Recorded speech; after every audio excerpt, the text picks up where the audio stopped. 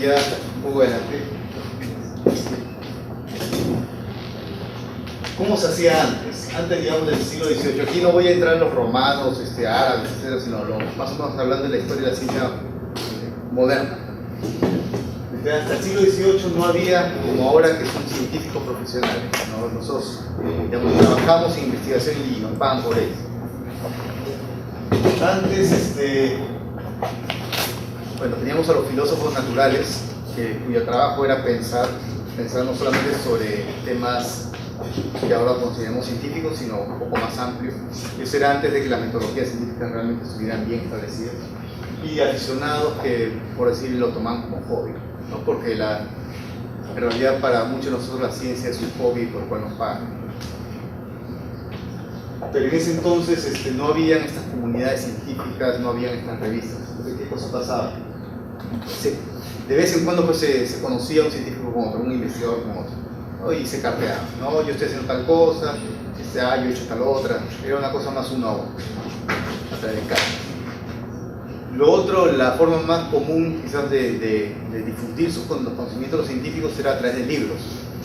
Es decir, había un investigador que pasó 20 años de su vida trabajando en un tema y finalmente dijo, bueno, creo que ya completé mi trabajo, ya sé todo lo que creo que puedo saber, voy a escribir un libro. Y salen trabajos como los de Copérnico, Galileo, donde resumen pues, todo un sistema cosmológico. Entonces, en este caso no hay ese proceso de interacción rápido que permite guiar la investigación, sino digamos, el caso de Copérnico, Galileo, más era el tipo de una persona que está un poco trabajando aisladamente, desarrollando sus trabajos, sus propias investigaciones sin interacción tan frecuente como lo que hay ahora entre científicos. Y bueno, esos son casos excepcionales donde pues, el trabajo de estos investigadores sí fue muy fructífero. No, me imagino que hay otros porque simplemente ya no tenemos registro de ellos porque no fueron caídos sin salida, ¿verdad?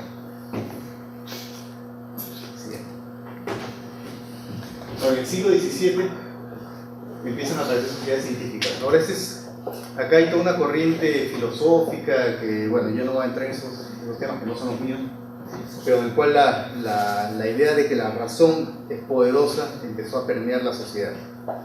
Y allá no era solamente yo creo en algo porque me lo han dicho, sino yo tengo un cerebro que puede realmente ir más allá y realmente conocer cómo funcionan las cosas.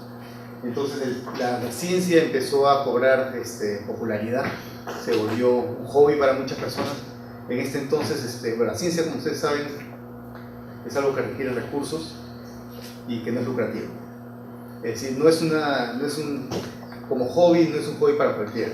Entonces normalmente los científicos en ese entonces eran gente acomodada. O como ocurría más anteriormente, que tenían algún mecena, ¿no? Alguien que tenía plata y que decía, bueno, ya yo te financio, tú haz cosas, lo que te interesa y también de vez en cuando me haces un trabajito para mí. Entonces siempre era necesario tener alguna especie de apoyo financiero. Y había sociedades, empezaron a aparecer estas sociedades científicas que eran, en ese entonces funcionaban un poco más como clubes exclusivos, en el cual el mérito para entrar era el haber contribuido sustancialmente al avance de la ciencia, ¿no? Eran exclusivos en el sentido no económico, exclusivos en el sentido académico, intelectual. Entonces uno se volvía miembro de una sociedad. Todavía hay esas sociedades, hay muchas de estas sociedades en las cuales sigue el mismo sistema, pero en este caso esas sociedades que tenían unos cuantos miembros ya selectos se reunían periódicamente en conferencias como la que hay actualmente y se discutían pues, los avances científicos de cada uno de ellos, se compartía y se discutía. Ahora, en ese entonces había mucho, la ciencia era todo un terreno virgen, mucho por conocer. Entonces había alta probabilidad de que cualquiera pudiera hacer un descubrimiento sustancial, un descubrimiento, un conocimiento que abre toda una vía de conocimiento científico posterior. Entonces era un poco como la exploración de tierras desconocidas, ¿no? El primero que llegaba a la Antártida, el primero que llegaba al Polo Norte, etc. Entonces aquí era el primero que descubría tal cosa. Y una preocupación prioritaria en estas sociedades científicas era determinar quién fue el primero que descubrió tal cosa, quién fue el primero que propuso tal cosa. Y habían peleas feas en ese entonces, o sea, bueno, creo que todavía hay, pero en ese entonces era, digamos, era la principal preocupación de los científicos, o sea, tener esa, la prioridad, ¿no? ¿Quién fue el descubridor de tal cosa? Entonces, este señor Henry Oldenburg, que era secretario de la Royal Society, que era una de las dos primeras sociedades científicas. Creo que no mencioné, ¿no? Teníamos dos, en los 1660 y algo teníamos dos sociedades científicas, era la Royal Society of London, y teníamos la Academia de Ciencias de Francia, ¿no? Que ambos tenían las mismas características. ¿Existen hasta ahora? Sí, existen hasta ahora. Sí. Entonces, este señor que era secretario de la Royal Society propuso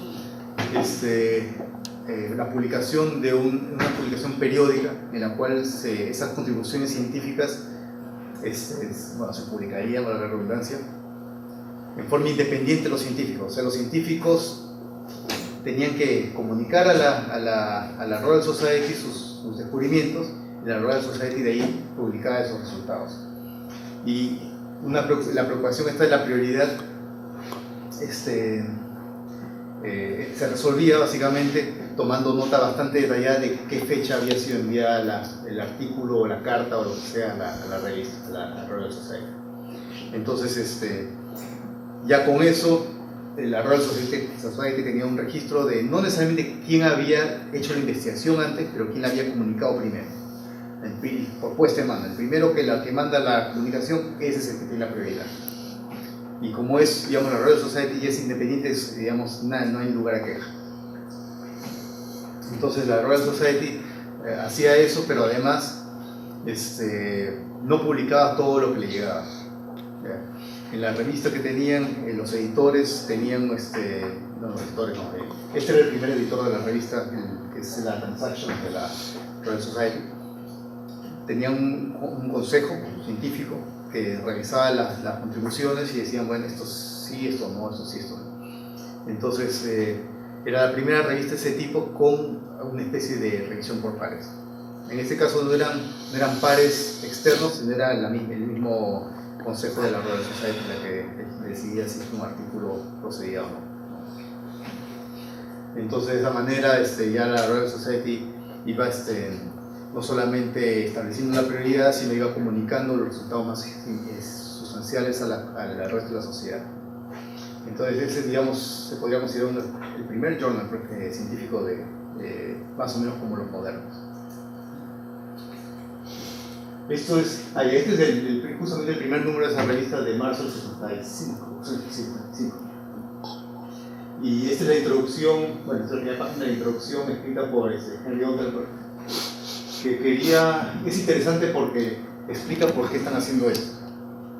Dice, bueno, aun cuando no hay nada más necesario que promover la mejora de las cuestiones filosóficas que la comunicación, como se aplica a los estudios y empresas de ese tipo, se creyó necesario utilizar a la prensa como la mejor manera de gratificar a aquellos involucrados en esos estudios y,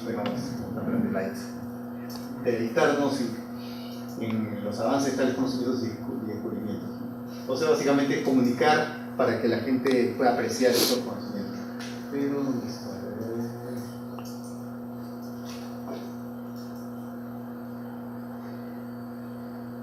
ahora, en esta parte de acá dice, básicamente cualquiera que quiera participar en esta empresa de la ciencia puede hacerlo.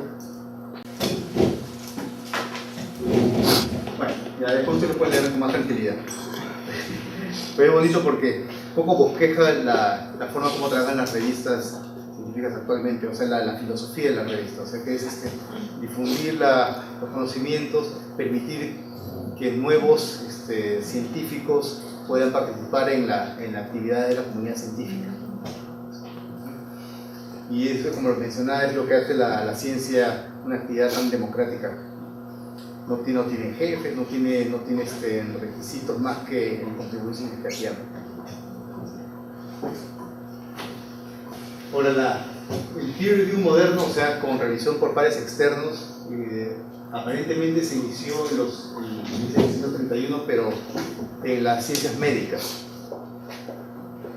Y recién en el siglo XX es que empezó a generalizarse las ciencias en general. Incluso los estudios de Einstein de 1905, creo que eran 5 artículos que revolucionaron la física moderna, no pasaron por un peer review, sino fue el editor de la revista, Max Planck, el que decidió, el que lo chequeó y dijo, bueno, sí, esto vale la pena publicar, ¿no? Y es interesante porque los trabajos de Einstein fueron totalmente revolucionarios y cualquier revisor normal probablemente hubiera dicho, no, esto no puede ser incorrecto, ¿no? Pero Max Planck era un científico de primer nivel que tenía una visión bastante amplia, ¿no? Entonces, y esto en realidad va un poco han habido varios trabajos que incluso han resultado en premios Nobel que han sido rechazados por las revistas por ser demasiado muy allá, ¿no? Entonces, Einstein pudo haber sido rechazado también si hubiera sido otra persona como editor. Entonces, también hay que considerar que el proceso de revisión científica es un proceso conservador. No, digamos, se resiste a los cambios grandes. Los científicos en general nos resistimos a los cambios grandes y eso es bueno, porque si bien hay revoluciones como la de Einstein que beneficiaron mucho la ciencia, así como hay miles de locos que publican cualquier tontería que se les ocurre. Claro, por ejemplo, las rusas que predicen terremotos. Entonces, no todo lo que es extraordinario va a ser cierto, es más, es muy improbable que algo extraordinario sea cierto.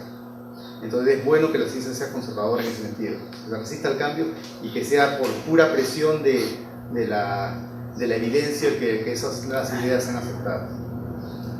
Bueno, en el caso de Einstein tuvimos suerte, pero hay otras instancias en las cuales no funcionó tan bien. Pero hay una gran mayoría de trabajos, como digo, de estos extraordinarios que son rechazados, correctamente rechazados. Entonces este proceso de revisión por pares sirve como un filtro, por lo menos de lo que está mal. Hay cosas que sí se pasan por las grietas, digamos, pero sí sirve para eliminar la basura, digamos. Sí. Bueno, esto ya es un poco yendo a una historia más reciente para ver cómo se ha ido desarrollando la actividad científica desde el punto de vista de publicaciones. Este es basado en datos de la base de datos de EASY, de Web of Knowledge.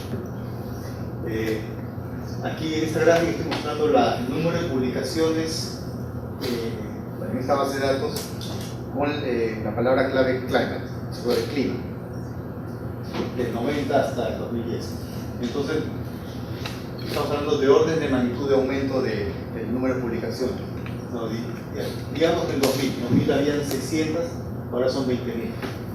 Entonces, entre 6.000 ahora son 20.000 anuales, publicaciones anuales. Entonces, si uno no es un científico sobre el clima, no puede leer todo, pues obviamente es imposible leer todo, o sea, realmente es imposible. Incluso ya, digamos, clima es demasiado amplio. Vamos a decir el tema del Niño, el ENSO, que es, digamos, un extremo. Aún así, actualmente estamos en más de 1.000 publicaciones anuales, relacionadas de alguna manera con eso.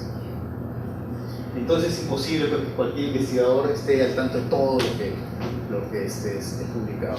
Y eso es diferente a lo que ocurría antes, ¿no? Obviamente esta tendencia que extrapolamos al pasado pues quizás podría, digamos, 100 publicaciones anuales. Eso sí se puede, ¿no? Se puede revisar 100, se puede leer 100 publicaciones anuales, pero 20.000 ya no.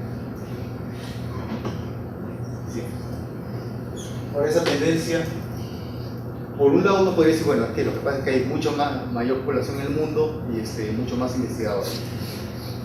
Pero también si nosotros vemos el número de publicaciones, en este caso del clima, por millón de habitantes, o sea, ya normalizando por la población total mundial, vemos que aún está aumentando. O sea, hay más publicaciones por habitante que antes.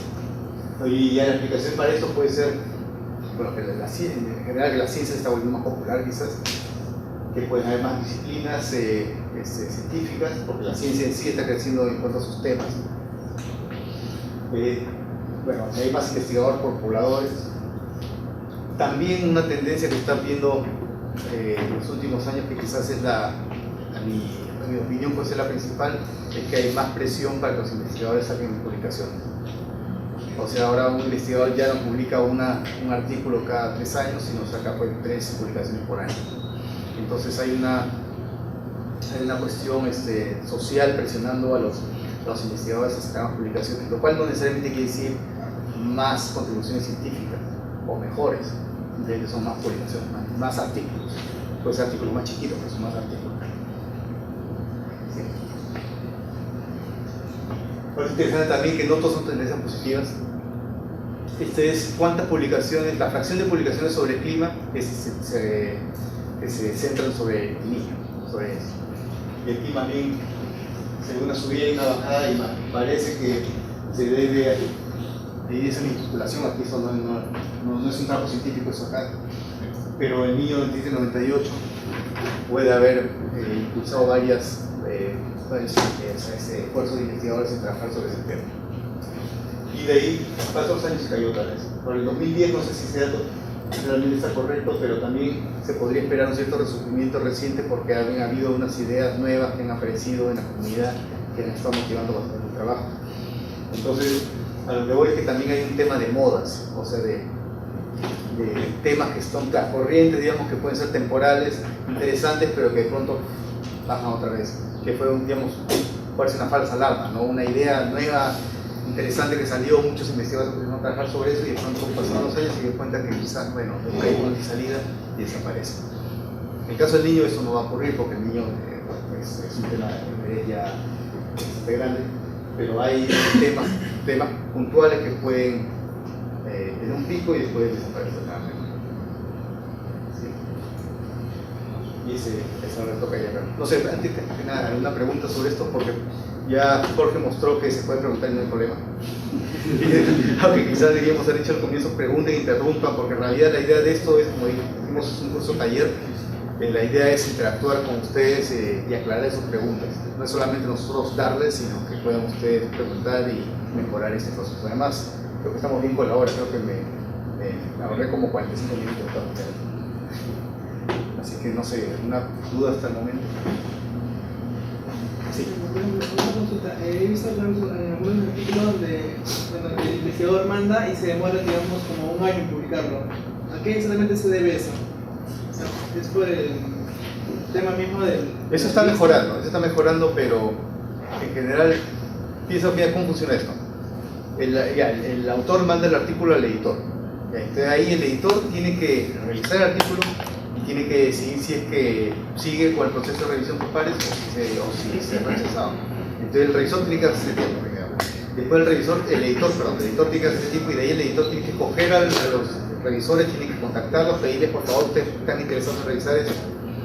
De ahí el artículo va a los revisores, ellos también tienen que darse un tiempo para revisar el artículo, volverlo al editor que a su vez tiene que volver a revisar las revisiones, las recomendaciones y mandarse para otro. Entonces ese proceso toma un tiempo que no necesariamente es un año, pero toma un tiempo. Actualmente se está intentando optimizar eso, pero en algunas revistas depende de un editor, del editor pues puede demorar un año. En mi caso yo tenía un artículo que pasó un año en el escritorio del editor, con todas las revisiones. Entonces solamente cuando lo votaron ese editor ya hacía el artículo. Entonces puede pasar esas cosas, pero ya hay tendencias para mejorar eso, automatizar un poco más. Sí, por eso vamos a verlo un poco al final de la mañana o al inicio de la tarde. Pero de todas maneras, imagínense el internet y los correos electrónicos existen y son largamente difundidos solamente después de los 90, ¿no? Entonces imagínense, antes de los 90 eran enviar el artículo físico, ¿no? Y confiar en la buena fe del servicio postal, etc. Entonces sería mucho más tiempo que un año, ¿no?